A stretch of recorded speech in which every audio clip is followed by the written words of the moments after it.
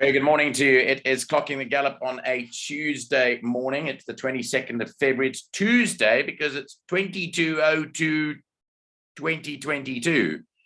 So I don't know if your kids got the same message as me this morning, but they had to dress up in twos, or it was Tuesday. So they all went in twos and pairs and different things like that. It was a hell of a morning. It already has been a shocker of a morning, to be honest, but let's hope that we get it right later. Yeah, well, I know there's a lot of twos around because it's my wife's birthday today. So she showed me that if you turn it upside down, it's the same upside down as it is the other way. Well, happy birthday to Chloe. Yes, all the best for the day. Got plans? Yeah, well, no, we had our plans last night because today's a crazy day. But anyway, maybe the two. I see Sound of Hounds, your favorite horse, is number 2. Yes. And a couple of others.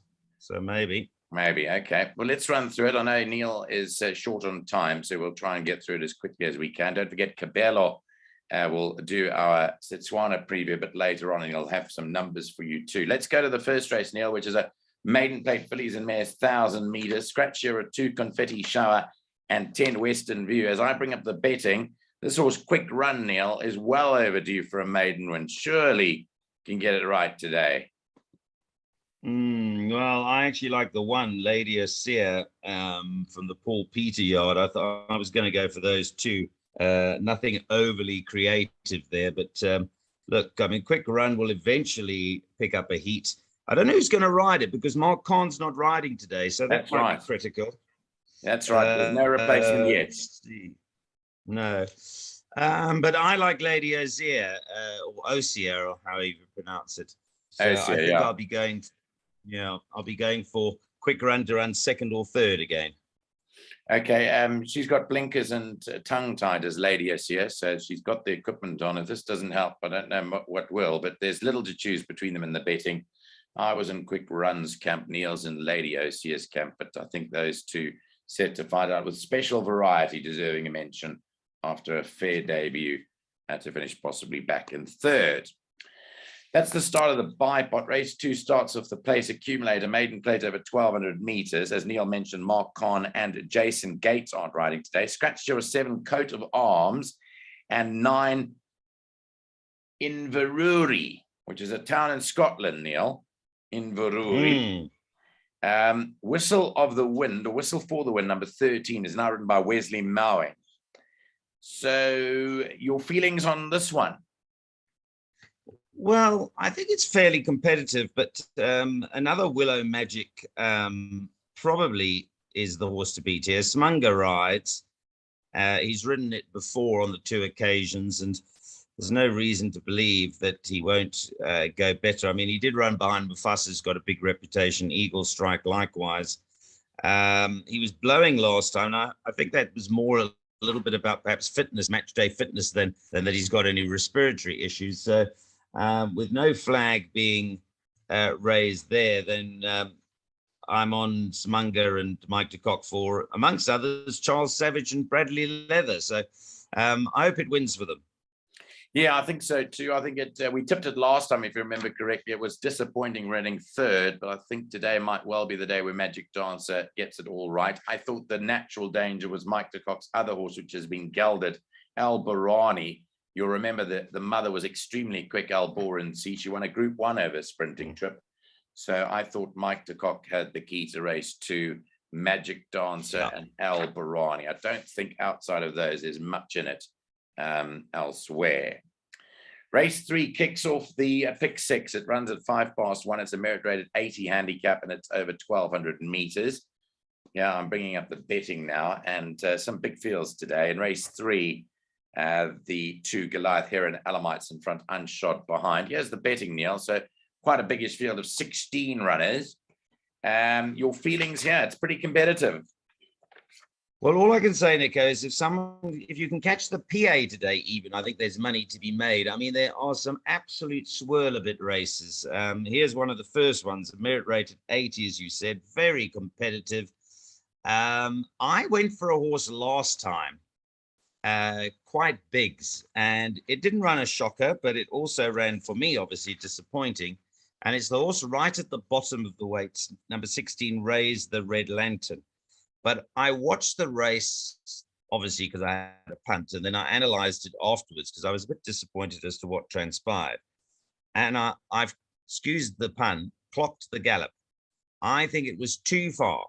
And this drop back to 6 furlongs is going to suit him. So I'm giving him one more chance today. I see there's been a touch of support for him. Perhaps that came through overnight from people who couldn't sleep. I don't know, and got online. Nudge, nudge, wink, wink. But raise the red lantern for me, Nico, in an extremely open race. But the truth is I could spend another 20 minutes on this race. So I'm interested to hear what you like. My second choice, not much between them, is number 4, Roll with the Punches, a horse we've been for before, Nico. And I wondered if you fancied him today. So you've read the script. It's obvious you've read the script. That is definitely my first choice, the horse right down at the bottom. There's no two ways about it. I like Raise the Red Lantern. I'm not normally one to like him, but again, I also clocked the gallop and saw that last time out would well have been too far. So my top choice is number 16, Raise the Red Lantern. I give chances to my beloved Super Agra, Neil, despite the fact that he's got a shoulder. I do give him a chance at 60.5 kilos. He's got a lot of putting on. So my horses were that. Roll with the Punches, who has got a big chance as well at 12-1. The 16, Raise the Red Lantern. There's one more I wanted to mention, and that was number 6, Cleaver Green, because he could be absolutely anything. Remember, he reared up badly in the stalls in his second outing. He didn't get a run that day, and he went down to the start looking so well, Neil, before that happened to Muzieni, who was aboard him. So I wanted to mention Cleaver Green. I tried to phone Mike de Kock, funny enough, this morning, but I think he's still in Australia to find out the comment on him, but I couldn't get hold of him, Neil. So unfortunately, that leaves us with that. So we're bang on the same horses here. Raise the Red Lantern and Roll with the Punches, both outsiders, 16-1 and 12-1 respectively, and those two favorites too. So that could well be a chance, number 16, for a price booster, dare I say it, later. Definitely on my short list for sure, but I've probably got a couple more. So we'll march on. Okay, let's march on to the 4th race. It's a middle stakes race over 2,000 meters. You can scratch in this race. Number 5, King's Crusade, is a non-runner. And there's the betting, Neil. The favorite, Cherangorma, number 10, 9-4. Now, middle stakes would obviously favor fillies and mares. They get a sex allowance in middle stakes races of 2.5 kilos. So she comes in, Neil, with just 49.5 kilos, number 10, Cherangorma. Just 49 kilos for her Serene Highness Princess Charlene de Monaco Grimaldi. Do you think she could win it? Yes, definitely, Nico. I was super impressed with her last time. Look, it was in a 72 company, so she steps up to a middle stakes where meeting, horses that are achieved more. But there was plenty to like about her acceleration. And as you know, Nico, the dogs have been barking about this for some time, even before she made her debut. We'd heard that it was a very talented horse. And I think Cherangorma, off absolutely no weight, will be actually quite hard to beat because the turn of foot was spectacular. She could find the same here. Look, she does go over 2,000 meters, but I don't think that poses a problem because the mother stayed all day and is a daughter of Monsieur. Yeah, correct. You know that since I started commentating again, I've got a Twitter handle which is called From the Eyrie. And last time out, she won, Neil, beating Dark Travel. All I can say is that I tweeted after that race that she was looking for 2,000 meters plus. She turned it up, turned it on at the top of the straight, and I was extremely impressed with her, Neil, when I called her home last time out. So I'm all over her like a cheap suit. Funny enough, I made the Cop a danger at 7-1. We've got this horse right, Neil, a couple of times before. So I made that the danger if there was to be one, but I don't think there will be one. I think that Cherangorma, for 49 kilos at 9-4, represents a little bit of a punt. Yeah, I'd agree with that, Nico. I'm certainly going to work her into my exotics. So again, we see that the same. I think, she She's won her last two impressively. There's no reason to go against her until she lets the side down, and she hasn't yet. Yeah. Okay, so all the best to Mike Woodstock and the family there. As we move on to race 5, which is another toughie. Race 5 is a fillies and mares 76 divided handicap up the straight today, being on the main track, 1400 meters. And in race 5, we're still awaiting riders for numbers 5, Golden Aspen, and 13, Highborn Lady. Blinkers go on number 9, Galaxy Raiders, and a compression mask on number 14 on the card, which is Louvain. Now, if you look at this betting, it's wide open. The favorite is Halloween, number 12 at 5-1. There's been a bit of money for a couple of long shots over here. I like a horse. Can I go first here? Yeah, please do. Here's my horse. Evening Rise. Number 19 with Jeffrey Saister aboard. It's drawn middle. But I thought that she would run with the blinkers on today. I thought she would run up there. So she's about 16 or 20-1. I thought she was my rover, Neil. But I'm open to what you think. Well, I gave her a squeak because certainly on the Rosa Bashar form line on the 12th of October, she definitely had a chance. I think there's some really tough races today. I think this might be the toughest of the lot, actually. Yes, so I'm at risk of spending 20 minutes on this race and going round and round in circles. I'll just throw a couple at you, because I agree that your horses was good value. Evening Rise at the bottom there. What a Honey, the 7 horse, is an interesting one for me. She is only a 3-year-old. She did run behind Supreme Warrior last time, who then went into the Gauteng Guineas, was punted off the boards, and then was punted off the boards and actually called a winner at one stage on the weekend. But I didn't like Supreme Warrior on either of those occasions, as it so happens, but because when it won this race, it was only going 52.5 anyway. And some of the other Val d'Orsier and horses like that were giving it weight. So Supreme Warrior, I actually haven't liked his last 2, but this is not a race, obviously, where we've got litigations and horses like that in it. So I think that was actually quite a terrific run from What a Honey last time, because yes, she had Caden Brewer taking some weight off, but in that company, I thought that was a good run. So she might be a little bit better than rated. The problem with her, she's a 2 draw. We'll have to see if there's any huge draw bias today at the Vaal, Nico. And then just another one to throw for you is number 8, Dance Lesson. And the reason for that is that ran against, in a merit rated 80 last time against some Colts. Yeah. And she's back to, and St. John's, we've been mentioning St. John. Yes. Not only are there signs of life, there's signs of winners there, left, right, and center. So I'm sort of elevating all of St. John's horses today by at least a peg or 2. Yeah, Neil, this is a real tough race. If you have got the budget, you'd go as many as possible here. Yeah. You've mentioned a couple. I'd like to add to that with a couple of mine. Let's kick off with number 12, Halloween, who is a 5-1 chance. It could be a little bit on the shortish side, but I think she's got to have a chance, Halloween, because James Crawford rates her really highly. The other one, Neil, at any old price, 33-1, I see, as Highborn Lady. Now, we don't know who's going to ride her, Neil, but I thought she was a runner here on the run to Seaham, and it looks like that she doesn't like the turn, the source. It looks like she may well prefer the straight if you look at her form. So I wanted to mention number 13, Highborn Lady, at 33-1. We don't know who's going to ride it. You've also looked at that, yeah? Correct. And there's the reason why. For me, Nick, I'm glad you mentioned it, because she's been running in fillies and mares 80s, 84s, and yes, back up the straight.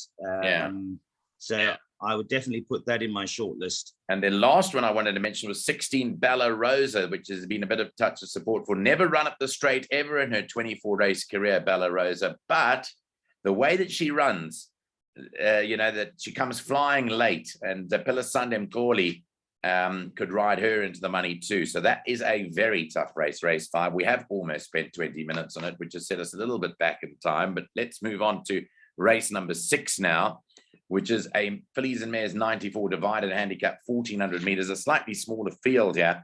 No scratchings to report, and a couple of pressure halters go on 8 Midnight Gem and 10 Lee Express. You go first here. What do you like? I think that Stuart Pettigrew's got two nice runners here. The 11 Sweet and Spicy's got absolutely no weight on her back. She's a 4-year-old.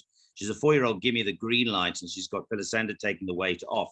So I thought she was a bit of a silly price at 16-1. But the stable companion, I think, sets the standard. Number 9, Prairie Falcon. Nico, I think she's got a touch of class. And if I look around here, there's some hard-knocking filly and mare handicappers. You know, Golden Spoon, Midnight Gem won very well last time, but unfortunately has gone up 8 merit-rated points. So got a bit of a hide. Yeah, Anne Boleyn's quite good on a day, but I just think that Prairie Falcon probably got a touch of class about her. And for that reason, she was my first choice. Guaranteed she is mine too, Neil. And on the basis that she now carries, obviously she gets the half a kilo overweight by Diego de Gavea, who had one too many dumplings maybe in the last week or so, but 53 kilos is her weight. But when I did my sums, Neil, she could well be handicapped well here of 86, Neil. She hasn't been put up in her last 2 starts, but if you consider that Bold Act is 105, that would put Prairie Falcon in the in the early middle 90s, Neil, which means that she well should carry maybe in the region of 57 kilos. Yes, at 52.5. I mentioned on Sunday when I did the Ghost Rider preview that a certain horse was a handicap snip. And it was a horse that was in the feature race of the day. It ran second. I thought it was an absolute certainty to run a drum. And I think this is the same with this horse. I think she'll take a power beating. Yeah, she's at 7-2, which I'm quite surprised at over here. If there was to be one danger, what would that be for you?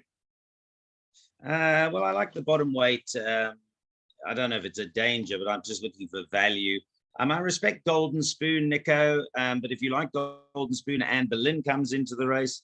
Well, for me, it's Prairie Breeze or Field, really. Prairie Falcon or Field. Yeah, I view it very much the same way. So 7-2 about Prairie Falcon is where we're going in at today there.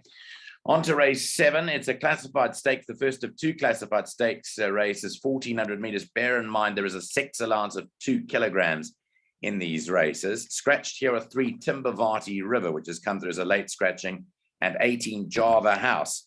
And we're awaiting a rider for number 11, 12 Oaks, and there's a few equipment changes as well.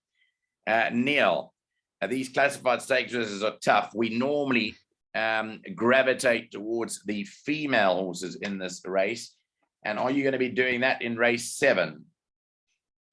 Yeah, I've got a couple of fillies that I like, but Nico, I've got to put it straight back into your court because there are 2 horses here that are Nico Crizziota's horses. Sound of Hounds, you were so bullish last time. Yes. That's going to win.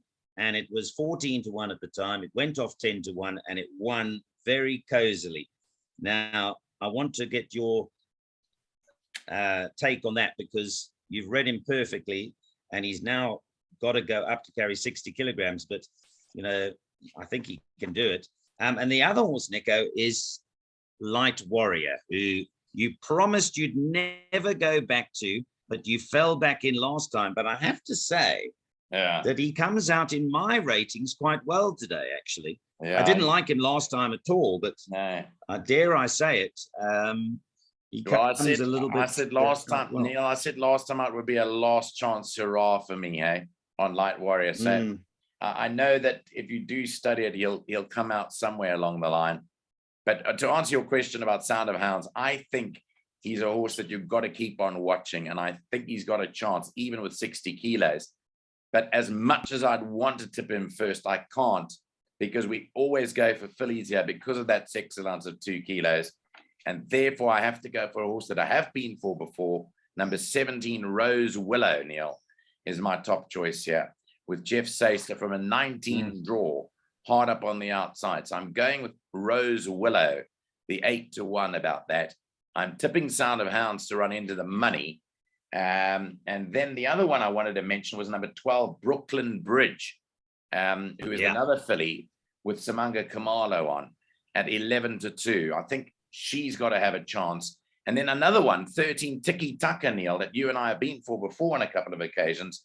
Caden Brewer takes 2.5 off, and I think that could be useful too. So those are my shortlist here, but I'm each way Rose Willow. Okay, well, you're on your own there. I don't like Rose Willow at all. So it's about time we disagreed with each other somewhere on the card because we found the same horses. I don't like Rose Willow. I like Brooklyn Bridge, but I'm going all sorts of other fillies here. Little Rain is a horse I want to give a shout out to. Yes. That's been poorly drawn. I suppose you could say it's still poorly drawn 1. Yeah. Even a horse like F Squadron, Nico. I think F Squadron has come down 16 merit rated points. The bottom line, it's a swirl of it. Swirl of it race. Nico, I've got 2 minutes left. So can we move on to the 8th? And then that's very tough. As you heard, Neil and I do not agree on race 7. So we'll move on to the 8th and last race. And then I'll stay on for a little bit just to take you up to speed with what we've got planned for this week. It's a classified stakes over 1,400 meters here. Scratch number 2, Bloomington. And I think that's the only scratching there. So here's the betting, Neil. What's your thoughts on the last? You go first. Well, here I did gravitate towards mostly the fillies. So the numbers I've got here are 7, 12, 13.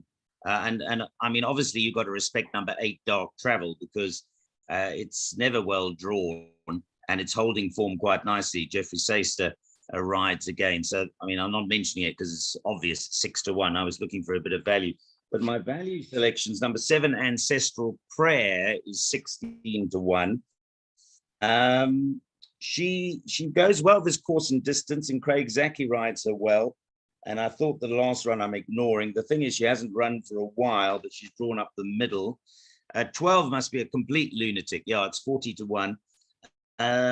Dennis Schwartz now picks up the ride. I mean, her recent form is horrendous, but she's back to a 66, which is the merit rating she won on when she beat Elusive Swan. And if you like Elusive Swan, who you've got to respect at 16-1, time for that might surprise. And then the obvious horse, Brett Crawford's been in good form through his son James, and I thought Granny's Moon. But Nico again, wow, very, very open. I'm going to leave it to you, if you don't mind, for you to add your shrewdies. You can then decide yourself whether you want Prairie Falcon as the each way price boost, or raise a Red Lantern or something else we like. But yeah, I'm shifting the burden. Okay, that's fine. Before you go, just one thing over here that I picked up, and it's not often I pick up mistakes by the handicappers.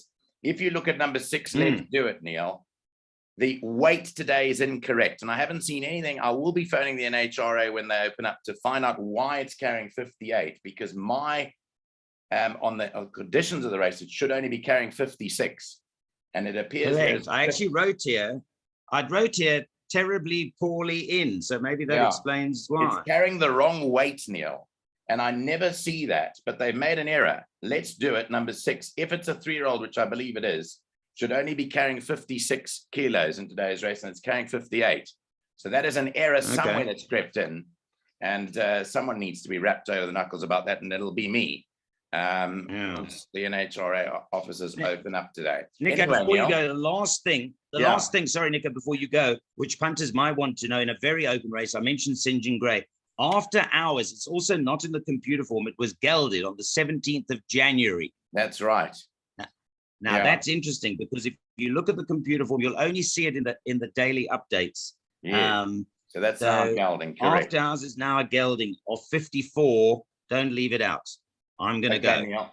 I know you've got to go. I will continue, but thanks so much for your input, and we'll speak to you again for Thursday's meeting at Turffontein. And don't forget, we'll be live streaming from Lance Michael's SoccerShop on Thursday as well. Neil, thanks a lot, eh? Sure. You're free to go. As Neil leaves us, I'll continue with the summation of race number 8. And just to add to what Neil said, he's tipping the fillies. I'm sort of in his camp. I'm going to choose a couple of them. He did mention Ancestral Prayer, who's now been rested for 4 months. I agree with him with Dark Travel. Dark Travel is a natural inclusion at 6-1. And the other ones I wanted to mention were numbers 12 Time for That and 13 Granny's Moon, which he did. But furthermore, a couple of colts come into it here for me, especially number 3, Tiger in the Sun. The jockey dropped his stick last time out, Caden Brewer, and I think it might have won that race. So I'm tipping number 3, Tiger in the Sun, to run a big race today, and one more, number 10, the McQuackers. So 2 of the colts, 3 and 10 for me, 8, 12, and 13 of the fillies. That'll take care of today's selections. Now, as far as the price boost is concerned, I'm going to stick with our original decision of Raise the Red Lantern as our each way selection. It comes up in race 3. It's number 16, Raise the Red Lantern. And we're going to go for that as our price boost today with SoccerShop.bet. Stand by, because just a moment away, I'll be talking about the Clocking the Gallop Extra, which talks about our tips for the Derby weekend coming up in Cape Town. So here it is for those of you that want to get involved for our Clocking the Gallop Extra program and special this week. The banking details on the bottom right, and you've got to get your requests in through before Friday morning. So Clocking the Gallop offering you the Cape Derby weekend selections for 4 days for a fee of 200 Rand. We have tweaked it a little bit just in order to give you the best opportunities of winning money for the 4 days. Friday at Fairview, Saturday at Kenilworth, Sunday at Turfington, and Monday at Greyville. And after you've done your deposit of 200, please send us the proof of payment, your name and your contact details, either via WhatsApp, and that number is 079-390-5747, or our email address, clockingthegallop@gmail.com. And the banking details are Clocking the Gallop. It's an FNB account, current account number 6290-552-8321. That's been a wrap for today's meeting at the Vaal on this Tuesday. We hope that you have a good day. Remember, Cabell Nkwane comes through a bit later on with his Setswana preview. I'll be giving you some numbers too for one of the exotics today. But thanks very much for joining us on Clocking the Gallop. Have a good day's punting, and we'll speak to you again on Wednesday for racing at Scottsville.